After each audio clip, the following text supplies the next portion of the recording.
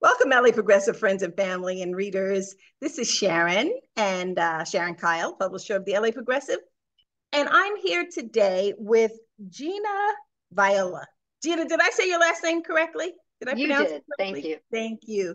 So Gina ran for mayor for Los Angeles in the Los Angeles primary in the year 2022. And that's how we connected. That's how we met because she ran actually a really impressive campaign for someone who is not a politician and didn't have big bucks behind her, but she really she registered on the progressive needle. And so I have bumped into her many times because we're both on the grounds progressive activists. And I thought, you know what? I want to sit down and talk to Gina about what prompted her to run for mayor. When did she get the idea? How did she start? And what's happening in her life right now? So, welcome, Gina. Thank you so much. It's such an honor to be here. And I have to say, 2 years too late. I, I would have loved this interview to have on my platform, but I don't blame you for that. We ran for 5 months maximum. Like we got into the race on the very last day. It was not planned. So folks like yourself barely even knew I was running before it was over. That's So I right. That's appreciate that. right. So And the progressive movement is fledgling. You know, it's I don't even know that I'd call it a movement. I do believe that we need to pump up independent media and progressive media because you're right. Had I known that you were running, we could have done this. And so the media is there were little tiny little outlets, but if we find out, then we try to put the message out there. So yeah, I so appreciate that. And I'm happy to be here now because yes. as you know and mentioned, I am still very active in community, mostly out in the streets. Um, I'll give the spoiler up top. I'm not interested in running and playing the inside game unless I have to. And I know that sounds ridiculous, but maybe when I explain how I got into the race, that'll help make sense. Well, yeah. Well, why Um, don't you tell us? How did you get I into the will. race? You said I it was will. I will. accidental. Yeah, a little bit, a little bit. So back in 2021, a bunch of candidates threw their hat into the ring for mayor, and they were really disappointing. It was Joe Buscaino, it was Mike Fuhrer, it was Kevin De Leon, it was all the folks that were just dismal for Los Angeles already. And so I kept going to movement leaders and saying, we need a candidate. We need a candidate. I don't know if I should name names, but but I asked Pete White to run. I asked Doc Melly Mel to run, Melina Abdullah. I asked Baba Akili to run. Um, I asked several people to. I even asked Joseph Williams to run because I think he'd be a just fantastic mayor, but he'll never do it. Well, I shouldn't say never. As of today, he won't do it. So I spent the better part of 2021 very disappointed with what was getting into the race. I am told on very good authority that the Democratic Party got wind that the movement potentially was gearing up to run a candidate. And so they sent us Karen Bass. And we all breathed a sigh of relief. We lined up right away. We clicked the endorse button. Many of us donated to her campaign. And then her platform came out. And there's nothing progressive about it. It was more money to police. It was more criminalization of the unhoused. So we were back to square one. And it's very interesting, the timing, because Karen released that website in time for us to run a candidate, which I always found really interesting. It was about a week before. So we were scrambling on the phone saying, okay, who's it going to be? And so we were ready. I was going to help Baba Akili run. I was going to help him file. We were ready to do it. And the night before, he says, I can't run against a friend. I can't do it. Karen's a friend. And I always look back on my knee-jerk reaction to that as so interesting because my knee-jerk was friends run against friends all the time. And later on, I thought to myself, of course they don't. What real friend would run against another friend? which was interesting when Mike Fuhrer entered the race, because they keep talking about what great friend, or when she entered the race against Mike Fuhrer, because they keep talking about what great friends they are. So I don't know, all of this plays an important part to me into like what defines a progressive. So in the 11th hour, when Baba Akili said no, and I do mean 11th hour because it was 11 p.m., the night before the filing was to close at noon the next day, he and Melina said, will you do it? And I thought, what? But it was hard for me, if I dug deep, to think about saying no to the movement when I had been asking folks to do this, and then it was truly my husband who said, let's go for it. Let's do it. A lot of the activist kids on the street wanted me to run because I was really involved in the cancel rent movement with People City Council and some other groups. And so lots of those folks have been saying, hey, if no one else is going to run, I mean, we need a candidate. So I went down and on the very last day, filed to run. I had no plan. I had no money. I had no campaign manager. But I will say by the end of that day, a group of activists had a website up for me, all Wow. my socials. Once they got the call, and I went down to file by myself, which I guess doesn't, so I'm sitting in that office alone, trying to figure out what I'm doing, calling people, telling people, hey, I'm going to do this. I actually left a deep canvas. I had a friend at Deep Canvas sign on to be my treasurer, because that you have to have a treasurer before you walk through that door, to go file, and went back and did the canvas afterwards, but that's another story. So yeah, it was really very interesting. And looking back, the Democratic Party there's nothing progressive about it anymore. It's so complicit, because when they found out that we were unhappy with Karen's platform and we were no longer going to support her, they put in motion Rick Caruso to run, so that absolutely it would be those two in the top two. There'd be no other way around it. Rick Caruso's a billionaire. Karen Bass was billionaire backed. Jeffrey Katzenberg and his whole family backed Karen Bass. So no matter what we were looking at, we were running against two billionaires. And given all of that, right, given the fact that I had no plan, no money, by the end of the campaign, I had only raised $50,000. Mike Fuhrer dropped out. Buscaino dropped out. And we just about tied Kevin De Leon for third place. So if you go back and think about what that race would have looked like without Rick Caruso, we had a shot at being in the top two. Now, that wasn't an enjoyable prospect for me, to have to run against Karen, ever.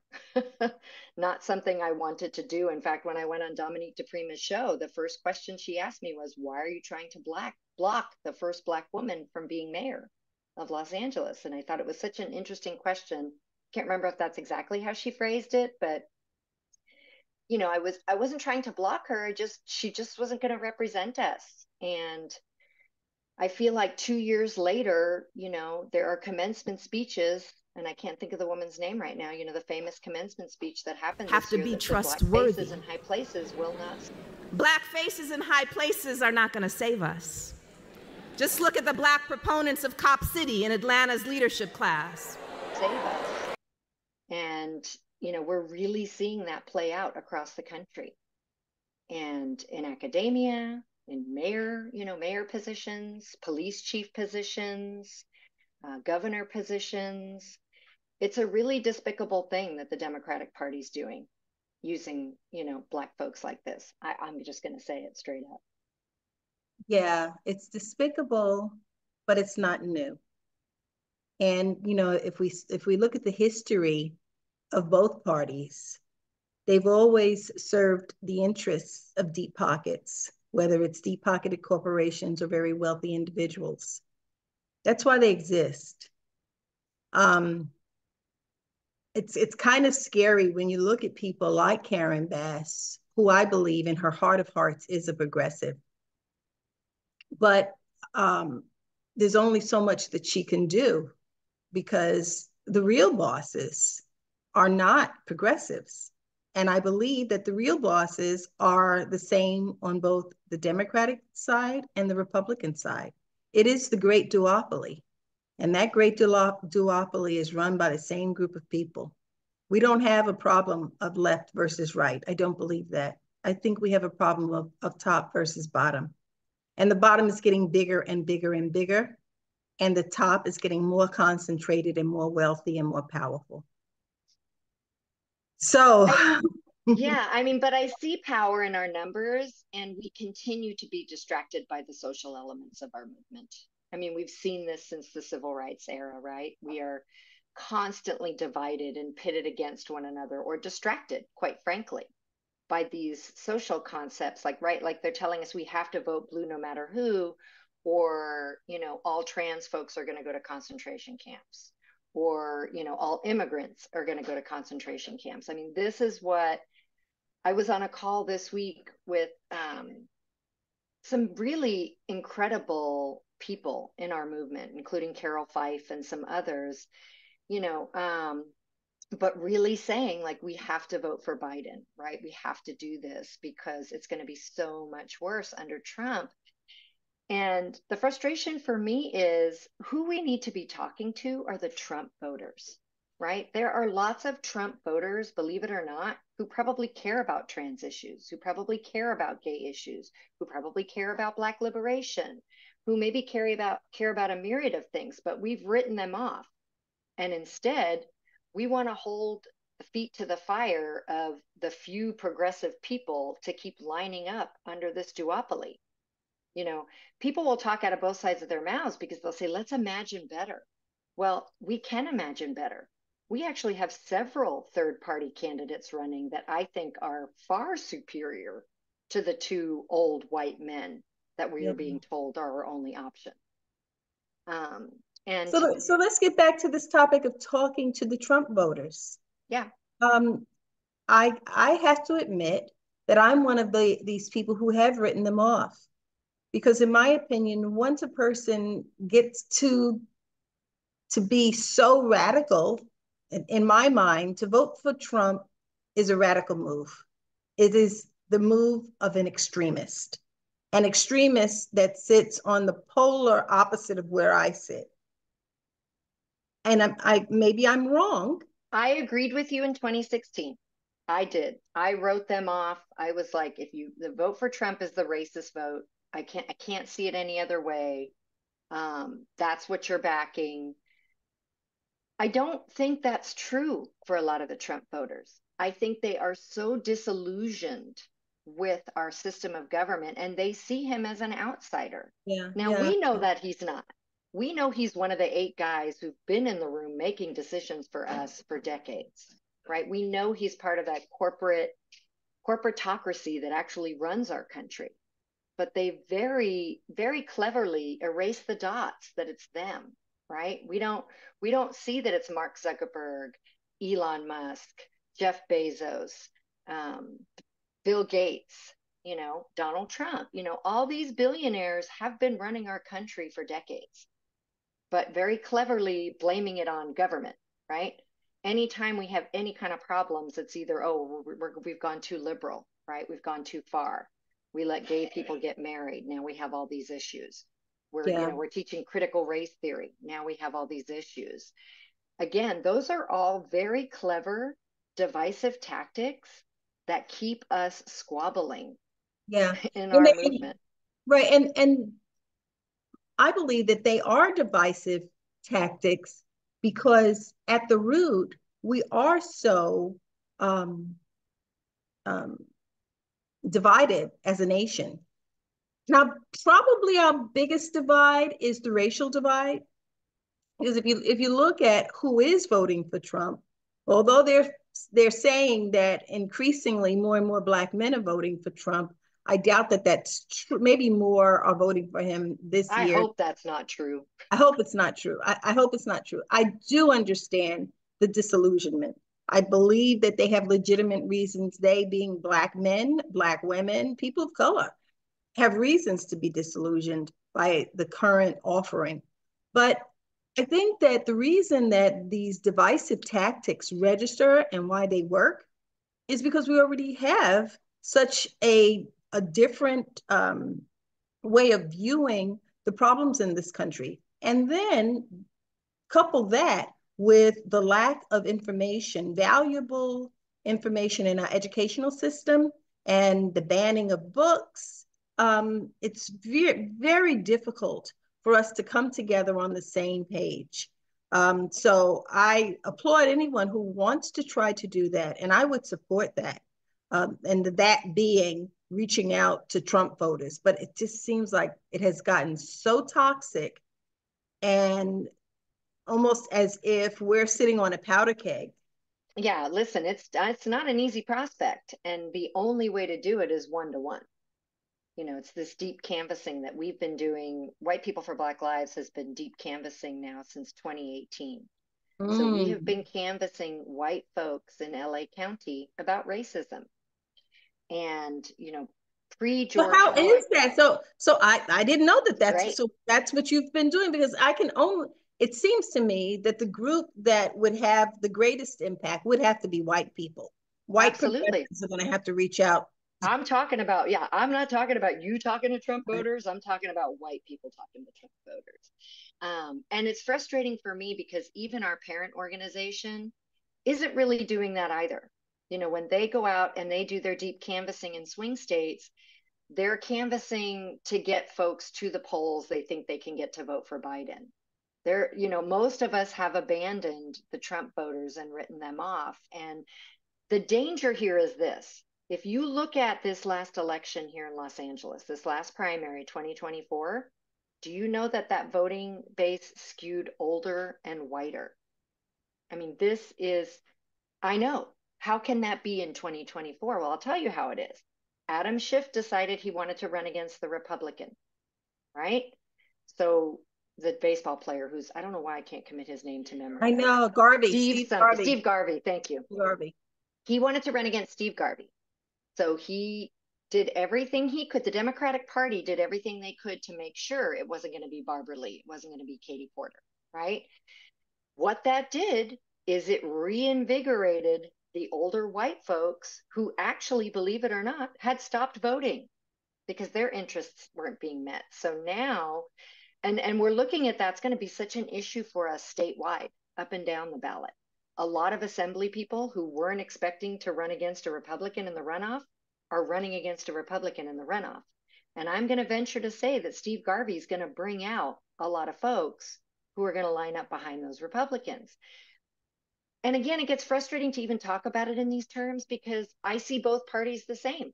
When Adam Schiff does something Steve like Garvey this, talking to supporters as AP projecting him the second-place finisher in this primary contest for the U.S. Senate seat. Adam Schiff, number one. Katie Porter, the third-place challenger, talking to her supporters live in Long Beach. And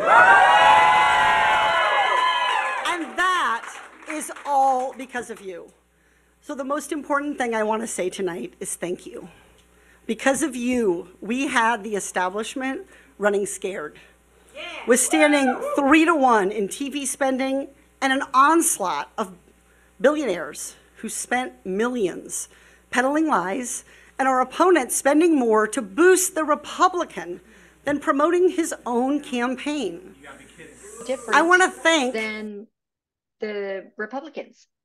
In fact, I say this a lot, you know, back during Obama's presidency, I was furious all the time with Mitch McConnell, with Lindsey Graham, because Mitch McConnell said at the beginning of Obama's first term, I will fight everything this president does, even if I agree with it. And then I watched for the next 8 years him successfully do this. Where are our Democrats stopping that from happening? Where is our action? What I feel like I saw was Democrats getting greedier and greedier and wanting what the Republicans have, right? Look at how much Mitch McConnell was worth when he came into office. Look at what he's worth now. Look at what Nancy Pelosi was worth when she came into office. Look at what she's worth now. Like this is the rot that has spread to our entire government.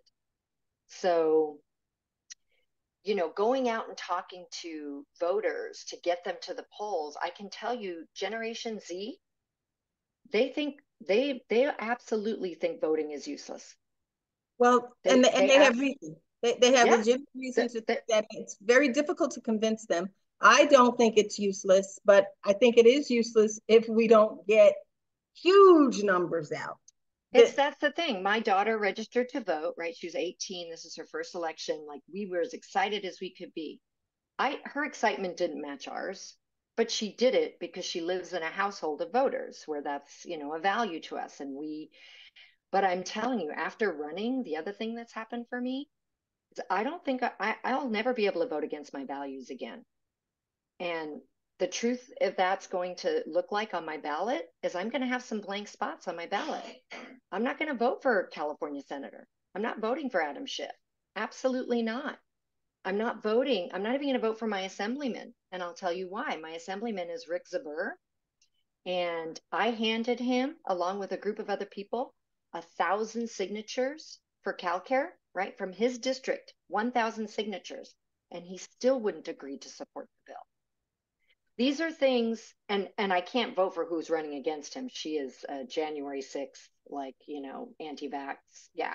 Shira Begiva or something like that, the Beverly Hills lady. So I'm going to leave that blank. And that pains me. It pains me. But, Melina talks, Dr. Melina Abdullah talks very inspirationally about what it means to continue year after year to vote against the lesser of two evils is still voting for evil. And I'm sorry, but if we just use Adam Schiff as an example, what he did to make sure he gets that Senate seat is despicable.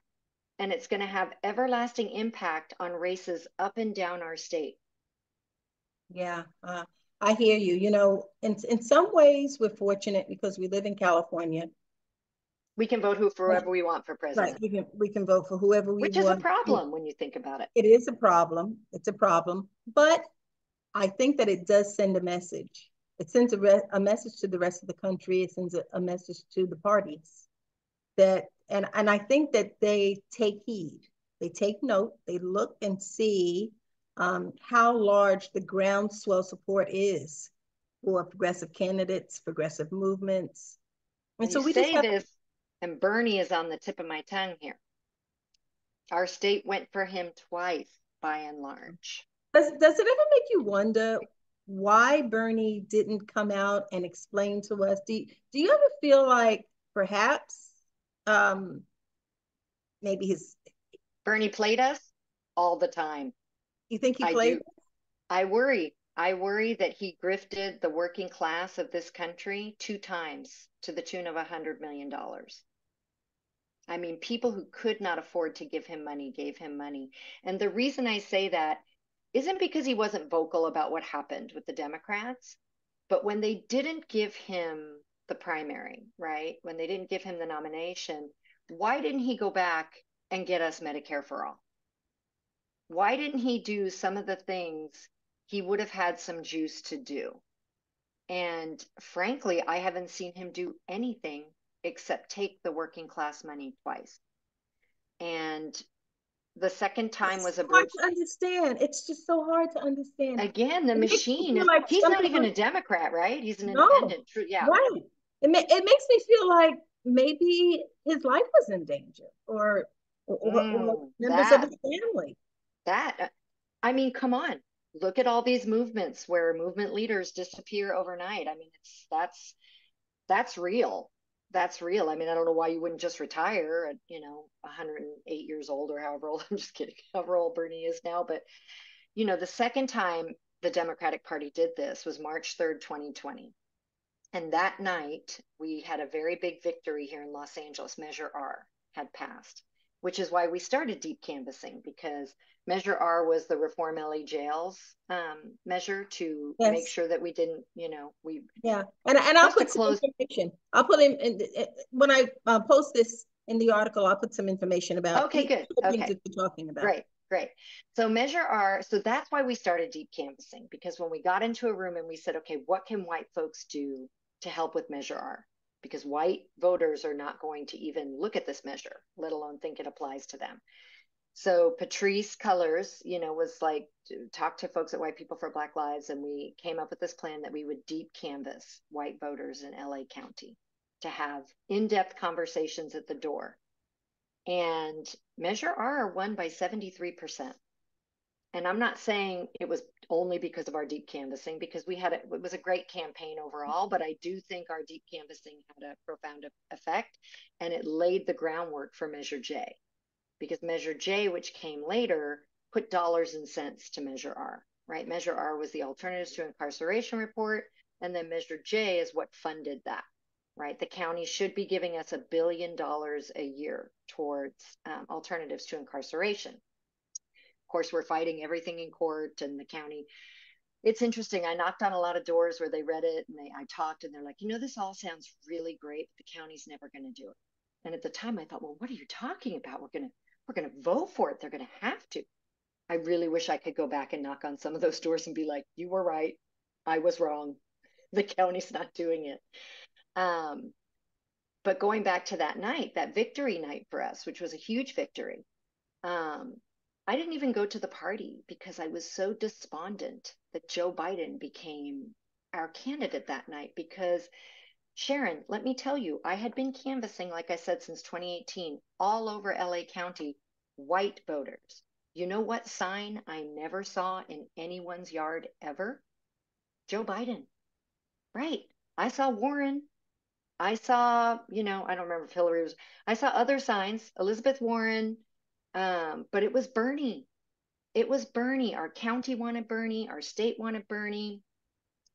So again, with juice like that, when you say, like, as we don't really affect the presidential vote, which obviously things need to change, because California should absolutely have a say in who is our president.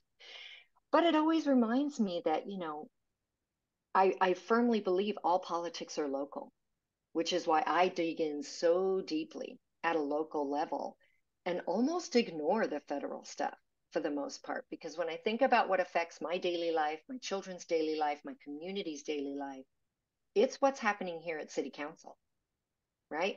Every time there's a vote to give police more money, there are more potholes that go unfilled. There are more schools that go defunded. The city of Los Angeles doesn't even have a Department of Mental Health, or I'm sorry, of health. We don't even have a health department for 4 million people. We rely on the county's health department, which we've so successfully defunded that when we had a pandemic and we needed a vaccine rollout, we had to give that to outside folks. Like, how can you tell me a county that has 100,000 employees wasn't able to orchestrate a health response like that? So for me as a leader, if I'm a leader in this city and I see all of that, the first thing I'm going to do is I'm going to create a health department for my city, right? And I'm going to fund that pretty significantly, because how else is your city going to be healthy? Now, you are an entrepreneur, you're a wife, you're a mom. For someone that will come to you and say, well, how in the world can I spend time on this stuff?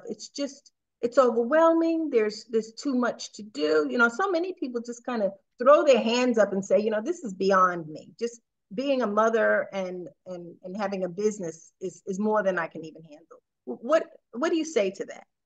And it's funny because a lot of white folks say to me, oh, we're so glad you're doing it for us, Gina. And I'm like, no, it doesn't work that way.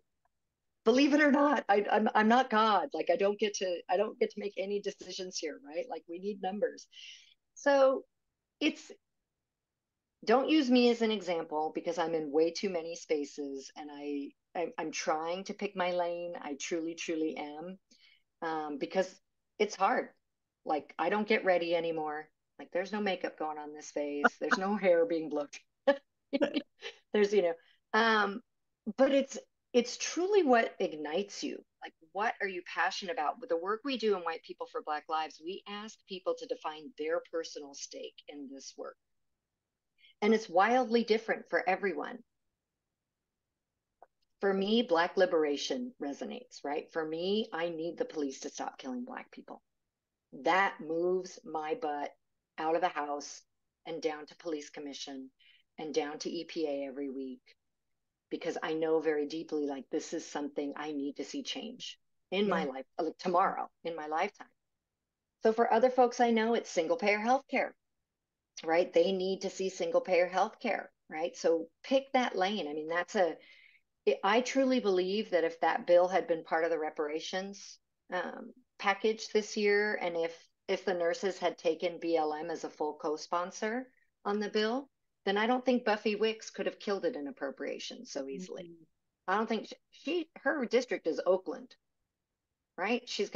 And she's been very vocal that Black and brown folks suffer the most with that because we don't have single payer healthcare. Then she takes the bill and throws it in the trash, like just overnight, for a political favor for Rivas, for Newsom.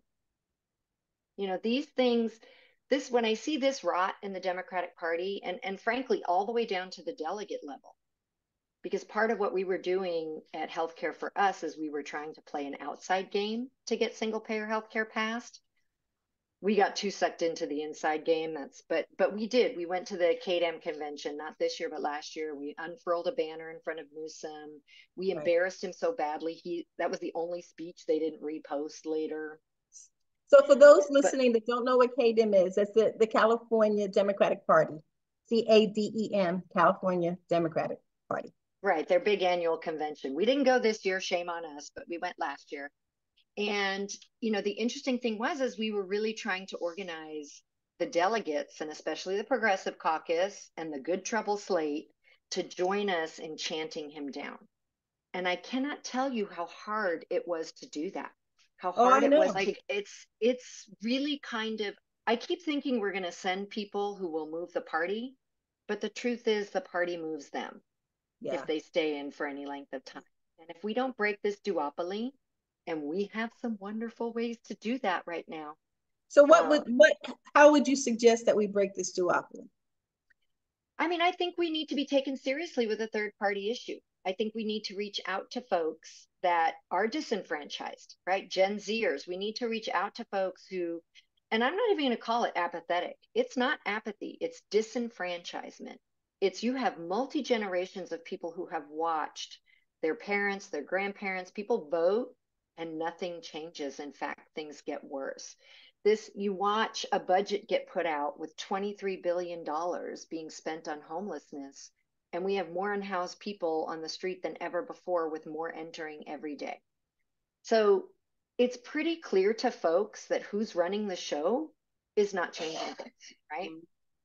I think our biggest hurdle is getting folks to understand that it is the duopoly, but it's the corporate duopoly, right? It's those 8 guys, those 8 billionaires that truly get to dangle both parties like puppets, right?